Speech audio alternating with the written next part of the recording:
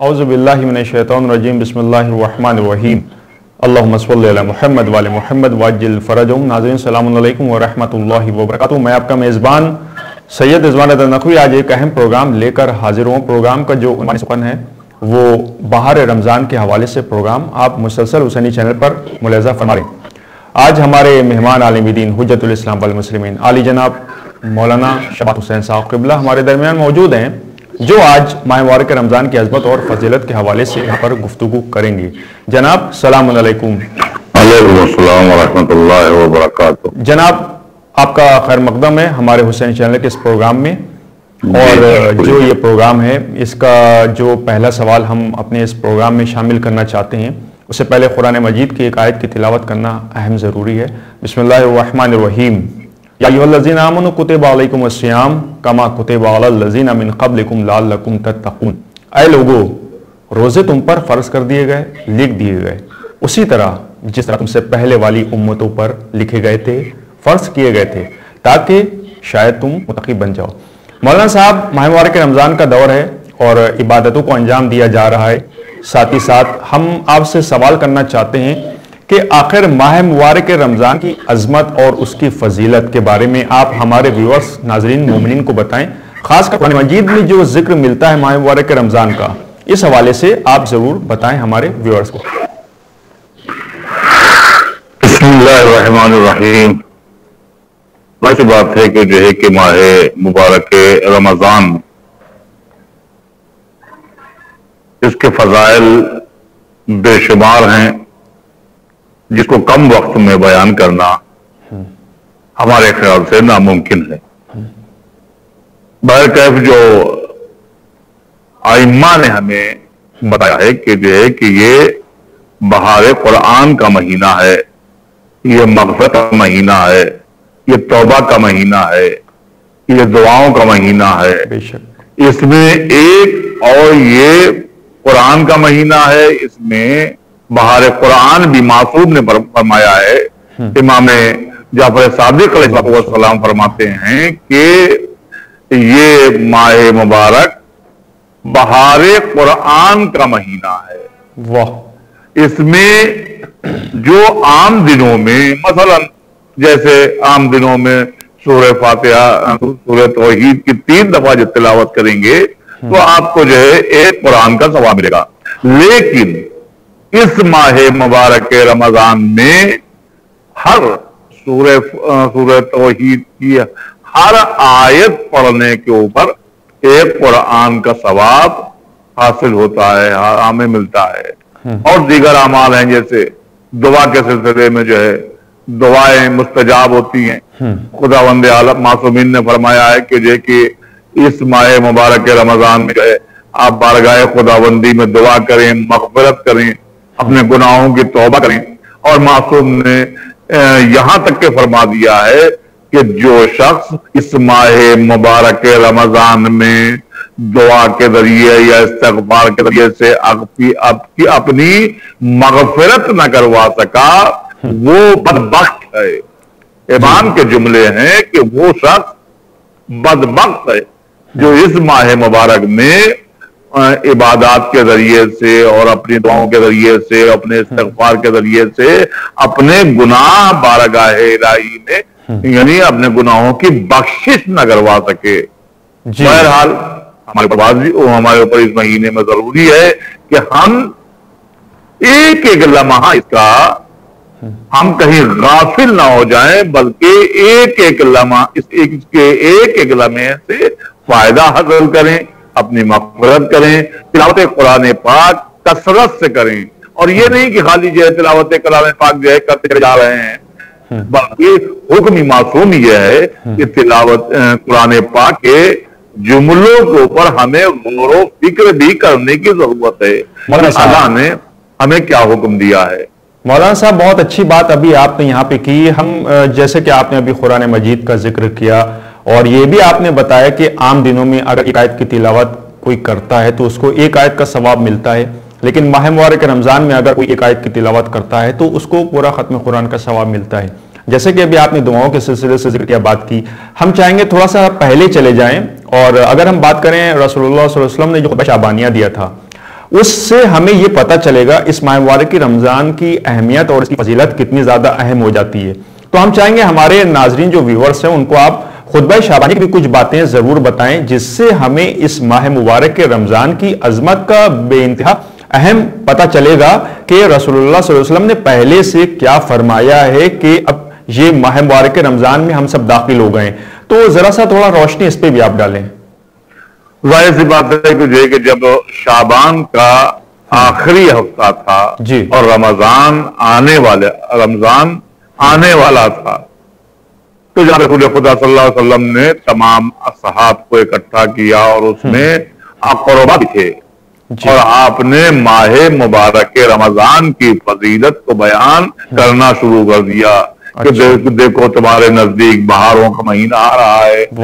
تمہارے نزدیک جو ہے مغفرت کا مہینہ آ رہا ہے، تمہارے نزدیک بہار قرآن کا مہینہ آ رہا ہے، دیکھو اس کی یعنی جو ہے ہم خدا عالم کی مہمانی میں جانے والے ہیں، دیکھو کہیں ایسا نہ ہو جائے کہ ہماری تیاری میں کوئی کمی رہ جائے، ہمارے استقبال میں کوئی کمی رہ جائے، ہمارے استقبال میں کوئی کجی رہ جائے، اس لیے کہ ہم اللہ کے مہمان ہونے والے، اللہ کے جو ہے اس مہینے میں یہ جو مہینہ آنے والا ہے جیسا کہ میں نے آپ سے عرض کیا کہ تلاوت کلام پاک، دعاؤں کے لیے آپ نے ذکر کیا کہ دعائیں اس مہینے میں مستجاب ہوتی ہیں، ہمارے گناہ معاف کر دیے جاتے ہیں۔ بس یہ ضروری ہے کہ ہم کو طریقہ آنا چاہیے۔ ظاہر سی بات ہے خطبہ شعبانیہ بہت ہی طویل ہے جس کو پورا ہم کم وقت میں بیان نہیں کر سکتا ہے، لیکن انہی سب جو ہے ماہ مبارک رمضان کے سلسلے میں اس کی فضیلت کے سلسلے میں آپ نے تمام اصحاب کو آگاہ کیا اور لب و لبان یہ ہے کہ کہا کہ دیکھو کہیں ایسا نہ ہو کہ ماہ رمضان المبارک جو خداوند عالم کا مہینہ چلا آ رہا ہے اس میں ہمارے استقبال میں اور اس کی عبادات میں کوئی کمی نہ ہم سے رہ جائے، اس لیے کہ ہم اللہ کے مہمان والے ہیں۔ بالکل صحیح بات ہے، ابھی آپ نے اللہ کے مہمان ہونے کا ذکر کیا ہے، تو سب سے بڑی چیز ہے کہ انسان عبادت کرتا ہے اور وہ چاہتا ہے کہ ہم اور نیک بن جائیں اور خدا میرے جو گناہ ہیں اس کو معاف بھی کر دے اور بخش بھی دے۔ اگر ہم بات کریں کہ اس ماہ مبارک رمضان کے ذریعے ہم انسانوں کو تقوی کیسے حاصل ہو سکتا ہے اور تقوی کی کیا ڈیفینیشن ہوتی ہے، یعنی کہ ایک انسان اگر عبادتیں کر رہا ہے تو کیسے اس میں تقوی پیدا ہو سکتا ہے، اس حوالے سے آپ ضرور بتائیے۔ ظاہر سی بات ہے کہ دیکھیے بہت اچھا سوال ہے اور اس کے لیے جو ہے آیہ کریمہ بھی سورہ بقرہ کی ہے کہ شاید متقی ہو جائے۔ دیکھیے متقی جو بنتا ہے آدمی انسان تو احکام خداوندی اور اس کے بعد میں اللہ کا ڈر اور خوف، اچھا کہ اس کے انعامات کیا ہیں اور اس کا یعنی جسے کہا جائے کہ جو ہے کہ انعام سے ہٹ کے اس کے یعنی غضب کہاں پر ہمارے نزدیک جو ہے وہ نازل ہوتا ہے۔ بہرحال اصل جو ہے متقی کا لفظ ہی جو ہے وہ خوف سے پیدا ہوا، اچھا کہ خوف الہی ہمارے اندر ہونا چاہیے، ہمارے اندر جو ہے اس کے انعامات کا جو وہ ہمیں دے رہا ہے اس کا شکر ادا کرنا چاہیے اور جو اس نے حکم دیا ہے وہ بخو اسی طریقے سے ہم اپنی زندگی گزاریں، اپنی عبادات کریں، اور اگر ہم جو ہے خوف الہی پیدا نہیں ہوتا ہے تو ہم متقی نہیں بن سکتے۔ اس لیے کہ بار بار جو ہے خدا نے کہا کہ شاید متقی شاید کا سوال کرنا، یعنی کہیں نہ کہیں ہمارے ایمانوں میں جو کجی رہ گئی ہے اس کو ہم جو ہے پختہ کرنے اور اپنے رب کو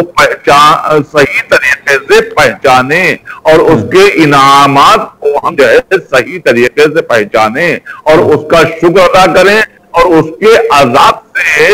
ہم جو ہے خوف، ہمارے دلوں میں خوف رہنا چاہیے کہ اس کا عذاب جو ہے اگر ہم یہ گناہ کریں گے تو اس کا عذاب کیا ہوگا، اس لیے وہ قہار بھی ہے، جبار بھی ہے، رحمان بھی ہے اور رحیم بھی ہے. ہم کو بہت زیادہ جو ہے وہ اپنے قریب رکھتا ہے خداوند عالم، اور ہمارے ایک ایک شہ رگ سے وہ واقف ہے. ایسا نہ ہو کہ کئی بار ہماری یعنی جو ہے کوئی کمی رہ جائے عبادات میں، اس لیے کہ اگر ہم چاہے وہ نیت کا مسئلہ ہو، معاملات ہوں، ایسا نہیں ہے کہ جیسے مثال کے طور پر ہم یعنی یہ کہیں کہ خداوند عالم یعنی ہم گناہ کر رہے ہیں، اور گناہ بھی بہت سے لوگ گناہ کرتے ہیں، اور کرنے کے بعد جو ہے توبہ جو ہے گال پیٹ لیا، اس کے بعد میں پھر جو ہے وہی گناہ سرزد مولانا صاحب اس سے ہونے لگتے ہیں. مولانا صاحب ایک بات اور آپ سے یہاں پہ ہم کرنا چاہیں گے. جی مولانا صاحب بہت اچھی بات آپ نے ابھی کی، ہم چاہیں گے کہ اسی سلسلے کو ہم آگے بڑھائیں. آپ نے بہت اچھی بات کی کہ خالی توبہ کر لیا تو یہ توبہ ہو گیا. اکثر ایسا بچوں میں تو پایا جاتا ہے کہ کوئی چیز، چھوٹے معصوم بچے ہوتے ہیں، اگر کوئی وہ غلطی کر جاتے ہیں تو ان سے کہا جاتا ہے توبہ کرو، تو وہ جو ہے اپنے کلوں پر دوبارہ ہاتھ مار لیتے ہیں کہ توبہ کر لی، کیونکہ وہ بہت معصوم ہوتے ہیں، چھوٹے بچے ہوتے ہیں. آخر جو توبہ کی ڈیفینیشن ہے وہ کیا ہے؟ کیا ہم گناہ کر رہے ہیں، اس کے بعد توبہ کر لی اور پھر گناہ کر رہے ہیں، پھر توبہ کر لی اور پھر گناہ کر رہے ہیں، پھر توبہ، یہ توبہ کا مطلب ہے؟ یا توبہ کا صحیح مطلب یہ ہے کہ ایک بار گناہ کے بعد اگر ہم توبہ کریں تو کوشش میری یہ رہے کہ دوبارہ اس غلط عمل کو انجام نہ دیں؟ اس حوالے سے بتائیے. دیکھیے، توبہ جو ہے دراصل جو ہے وہ اسی بات کا نام ہے، چیز ہے کہ ہم جس گناہ سے توبہ کر رہے ہیں، یا تمام گناہ جو جمع گناہ ہو، کئی گناہوں کی ہم توبہ کر رہے ہیں، تو بس ہماری توبہ خالص ہونا چاہیے. ہم دوبارہ ان گناہوں کی طرف رجوع نہ ہو. جی. اور اگر ہم ہو گئے تو ظاہر سی بات ہے کہ یہ ہماری توبہ جو ہے قابل قبول نہیں ہے. بے شک. مثال کے طور پر جو ہے آپ کے سامنے جو ہے جناب حر کی مثال آپ کے سامنے موجود ہے کہ انہوں نے خالص جو ہے وہ اپنے جو ان سے سرزد ہوا تھا یا امام کے شان میں جو گستاخی کی تھی، اور اس سے توبہ کر کے اپنے ہاتھوں کو باندھ کر امام کے سامنے وہ پیش ہو گئے. تو ظاہر سی بات ہے کہ امام نے بھی ان کی اس معذرت کو، اس توبہ کو قبول کر لیا. تو توبہ کا مطلب ہی یہی ہے کہ ہم ایک دفعہ جو گناہ ہم سے سرزد ہو گئے ہیں، اسی لیے سال بھر میں جو ہے جب رمضان آتا ہے کیوں موقع دیا جاتا ہے، یہ کیوں ہر بار توبہ کے لیے کہا جا رہا ہے کہ نہیں رمضان آئے تو مغفرت کا مہینہ ہے، توبہ کا مہینہ ہے؟ یہ اس وجہ سے ہم کو موقع دیا جاتا ہے کہ سال بھر میں جو ہم سے معصیت ہو گئی ہیں، جو ہم سے گناہ ہو گئے ہیں، اس ماہ مبارک میں بطفیل آنے ہم اپنے گناہوں کی توبہ پروردگار عالم سے کریں. بہت بہتر ہے جناب، بہت بہتر ہے. اسی سلسلے کو آگے بڑھانا چاہیں گے کیونکہ وقت بھی میرے پاس بہت کم ہے. تو ہم یہ چاہیں گے کہ جناب جب خداوند کریم کی طرف سے یہ مبارک مقدس مہینہ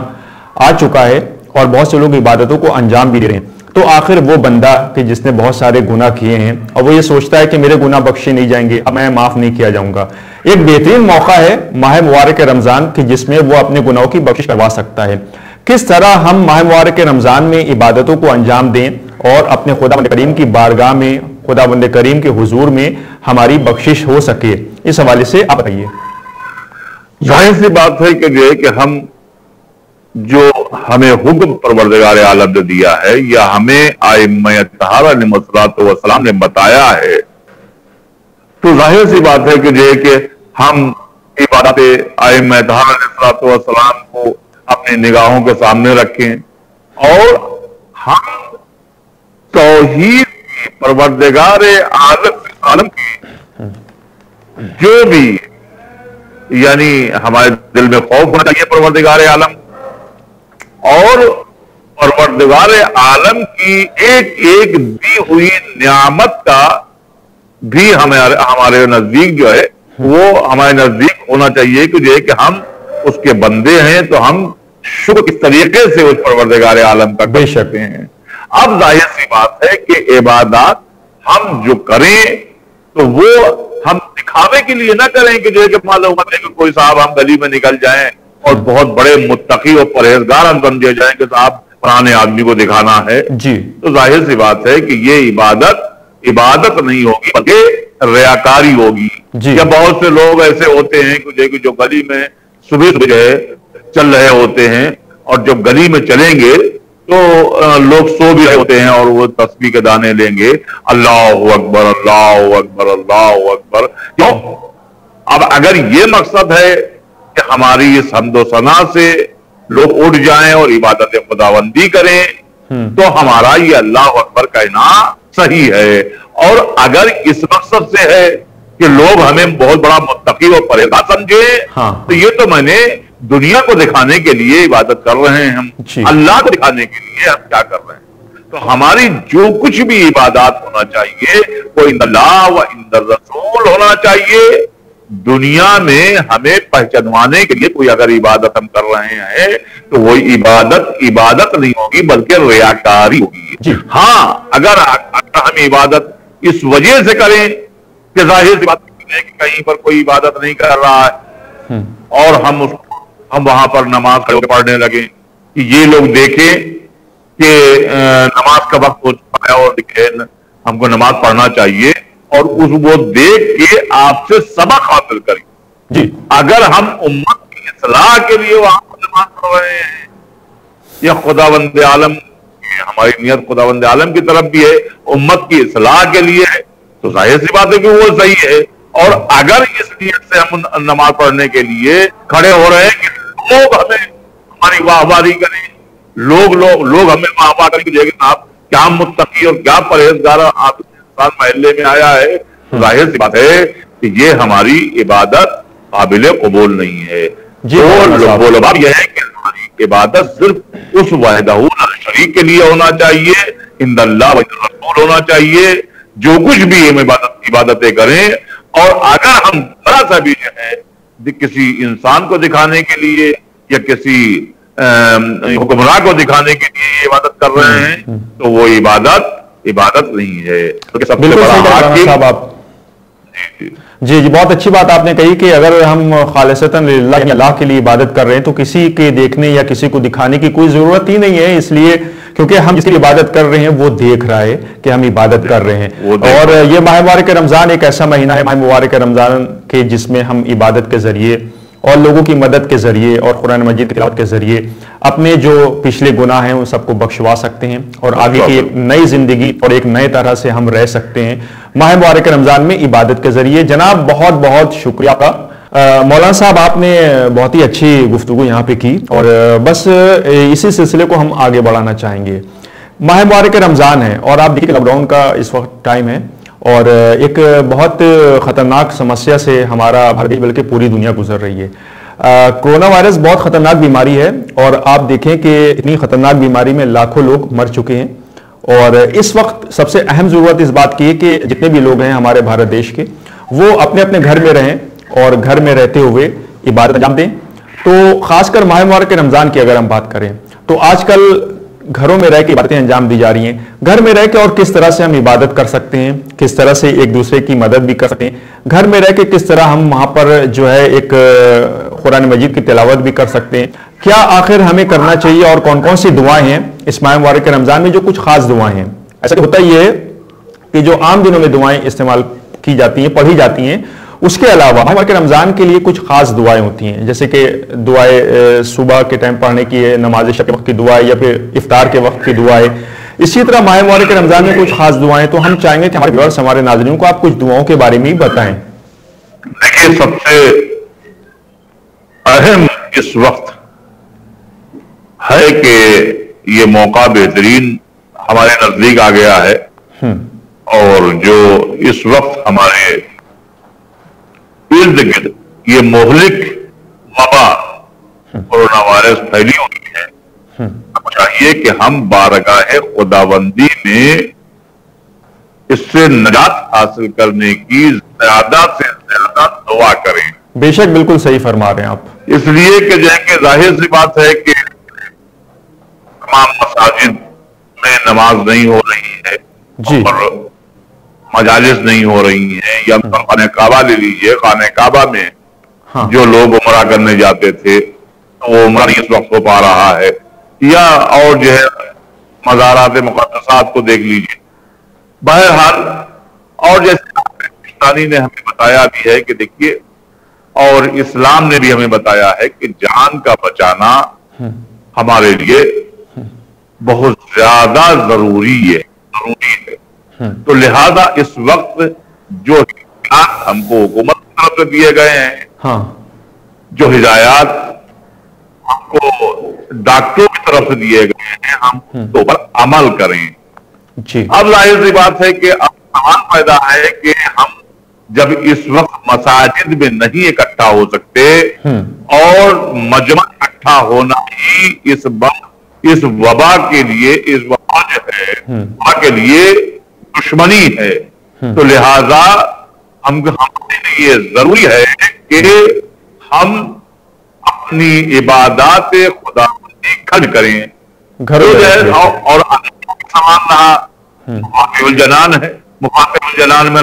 رمضان سے متعلق جو ہے بہت سی دعائیں ہمیں بتائی ہیں کہ رمضان المبارک میں یہ دعائیں پڑھو، یا مثال کے طور پر جو ہے دعائیں عام دعا پڑھی جاتی ہے، یا علی ہو، یا عظیم ہو، یا غفور، یا رحیم، یا اس کے علاوہ جو ہے دعائیں سبا ہے، یا اس کے علاوہ جو ہے مثال دعائیں کمیل ہے، دعا افتتاح ہے، دعا افتتاح ہے، اور اس کے علاوہ جو ہے مثال کے طور پر اور تمام عدیہ ہیں رمضان سے متعلق، جی یا جو ہے دعائے توسل ہے، اس کو ہمیں پڑھنا چاہیے، دعائے جوشن کبیر ہمیں پڑھنا چاہیے، دعائے جوشن صغیر ہمیں پڑھنا چاہیے۔ یہ سب عدیہ ہمارے پاس ائمہ طاہرین الصلوۃ والسلام کا دیا ہوا ایک خزانہ ہے، بے شک، جس کے ذریعے سے ہم اپنی مغفرت بھی کروا سکتے ہیں۔ اور ظاہر سی بات ہے کہ ہم بڑے بڑے الصلوۃ والسلام نے دعائیں کی، مستجاب ہوئی کہ نہیں؟ جی ہماری دعائیں مستجاب ہوتی ہیں نہیں ہوتی ہیں؟ جی ہوتی ہیں۔ بس یہ ہے کہ دعا کا طریقہ معلوم ہونا چاہیے، بے شک کہ دعا کے لیے ضروری ہے کہ ہم پاکیزہ رہیں، اور اس کے بعد میں ہم جس طریقے سے اپنے ماں باپ کسی چیز کو قبلوانے کے لیے، یا اپنی تمنا کو، اپنی آرزوؤں کو پورا کرنے کے لیے ہم گڑ گڑاتے ہیں، اس سے کہیں زیادہ ہم اپنے پروردگار سے یعنی لو لگائیں اور سامنے گڑ گڑائیں اور اپنی دعا مانگیں۔ بہرحال ہمارے لیے اس لاک ڈاؤن میں ضروری یہ ہے کہ ہم زیادہ سے زیادہ اس وبا سے نجات حاصل کرنے کے لیے بارگاہ خدا بندی میں دعا کریں۔ یہ کہ یہ وبا دنیا میں پھیلی ہوئی ہے، جس سے لاکھوں کی تعداد میں لوگ مر رہے ہیں، اور بہت لاکھوں کی تعداد میں لوگ اسپتالوں میں ہیں، اور ظاہر سی بات ہے کہ انتظامیہ بھی اس وقت جو ہے یعنی ہر ملک کا لگا ہوا ہے، اور ڈاکٹرز بھی لگے ہوئے ہیں کہ اس وبا سے نجات حاصل کی جائے۔ تو ہمارے لیے ضروری ہے کہ جو ہے کہ ڈاکٹرز اپنا کام کریں، ہم دعاؤں کے لیے اپنا کام کریں کہ بارگاہ خدا بندی میں، جیسا کہ ابھی مولا متقیہ علی بن ابی طالب علیہ السلام کے مزار کے اوپر ابھی کچھ ہی دن پہلے میں نے فیس بک کے ذریعے دیکھا کہ جو ہے مولا متقیہ علی بن ابی طالب علیہ السلام کے مزار پر ایک کورونا وائرس کا مریض تھا، اور جانے کے بعد اپنے کو مت کیا اور مولا کی بارگاہ دعا کی کہ مولا اس وبا سے نجات ہمیں دلا دیجئے۔ تو ظاہر سی بات ہے کہ میں لائیو دیکھ رہا تھا کہ وہ جب نکلا قریب سے تو ظاہر سی بات ہے کہ وہ دور ہو چکا تھا۔ بے شک۔ تو ہماری دعاؤں میں ہماری دعائیں ہمارا اسلحہ ہیں۔ بے شک بے شک، بالکل صحیح کہہ رہے ہیں آپ، بالکل صحیح بات کہہ رہے ہیں آپ۔ میں کہا علیہ السلام کے توسل سے دعا مانگے، محمد علیہ محمد سے دعا مانگے، تب ہماری دعا ہوگی۔ یہ اگر ہم جو ہے ان کا توسل نہیں دیتے ہیں، یا ان کے بغیر میں ہم دعائیں نہیں مانگتے ہیں، تو ظاہر سی بات ہے کہ ہماری دعائیں قبول نہیں ہوتی ہیں۔ اس لیے یہ خداوند عالم کے بہت ہی خاص اور مفسر قرآن بھی بنا کر بھیجا ہے اللہ نے. جی مولانا صاحب، بس بہت اچھی گفتگو یہاں پر ہوئی اور آپ نے بہت ہی اچھی باتیں بتائیں. جیسے کہ ابھی آپ نے ذکر کیا، کیونکہ آج کل یہ کرونا وائرس ہے تو جیسے کہ مسجدیں بند ہیں اور کوئی بھی مسجد میں نہیں جا رہا ہے، اور یہ بات حقیقت ہے کہ گورنمنٹ کی جو گائیڈ لائن ہے اس کو سب فالو کر رہے ہیں، اور جو یہاں کی عوام ہے، جو جنتا ہے، جو لوگ ہیں، وہ پوری طرح سے یہ بات سمجھ چکے ہیں کہ ہم لوگوں کو اگر عبادت کرنا ہے تو گھروں میں کرنا ہے اور مسجدوں میں نہیں جانا ہے. الحمدللہ اس بات کا پالن ہو رہا ہے، اور الحمدللہ اس بات کو لوگ سمجھتے ہوئے مسجدوں کو میں نہیں جا رہے ہیں، اب وہ گھروں سے عبادت کر رہے ہیں، اپنے گھروں میں ہیں. کوئی بھی فنکشن ہے، کوئی پروگرام ہوتا ہے تو وہ مسجد کا رخ نہیں کرتے ہیں، وہ گھر میں 2-4 لوگ اکٹھا ہوتے ہیں، وہیں پہ آرام سے بیٹھتے ہیں، وہیں پہ عبادتیں ہو رہی ہیں. بہت اچھی بات آپ نے کہی. جناب آخری میں ہم چاہیں گے، کیونکہ وقت میرے پاس بہت کم ہے، کہ آپ ماہ مبارک رمضان اتنا مقدس مہینہ ہے، اور ہم چاہیں گے کہ آپ ذرا سا اس جو کرونا وائرس یہ مرض ہے، کیونکہ ہم دعا کے ذریعے، اور ڈاکٹر تو اپنا کام کر رہے ہیں، لیکن دعا کے ذریعے بھی ہم جو ہے اس مرض سے دور ہو سکتے ہیں، اس کو ختم کیا جا سکتا ہے اگر ہم سچے دل سے خداوند کریم کی بارگاہ میں خلوص کے ساتھ دعا کریں، اسپیشلی ڈاکٹر، کہ یہ کرونا وائرس جیسی جو یہ وبا ہے یہ ختم ہو جائے. تو ہمیں امید ہے کہ ضرور یہ ختم ہوگی. تو اس کے بارے میں تھوڑا سا بتائیں. دیکھیے، ابھی اس سے پہلے جب یہ شروع ہوا تھا جی، تو آغا مکارم شیرازی جو بہت بڑے آیت اللہ ہیں، انہوں نے کہا تھا کہ یہ کہ دیکھو، اب جو ہے اس مرض سے تمہیں نجات حاصل کرنا ہے تو زیارت عاشورہ پڑھو. جی،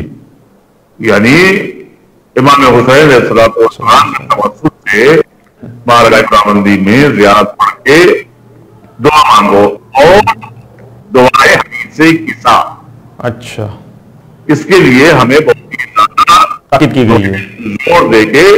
بتانا ہے. اس کے علاوہ جو ہے دعائے فرج، عظم البلا فرج البلا، جی، یہ دعا جو ہے ہم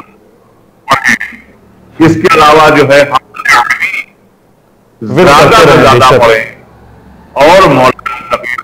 ابی طالب علیہ السلام کے تمسک سے، وسیلے سے ہم دعا کریں. یا اس کے علاوہ جو ہے اور سب دعائیں جوشن کبیر پڑھیں، جوشن صغیر پڑھیں، لیکن یہ وسیلہ جو ہے ظاہر سی بات ہے کہ ہم کو ائمہ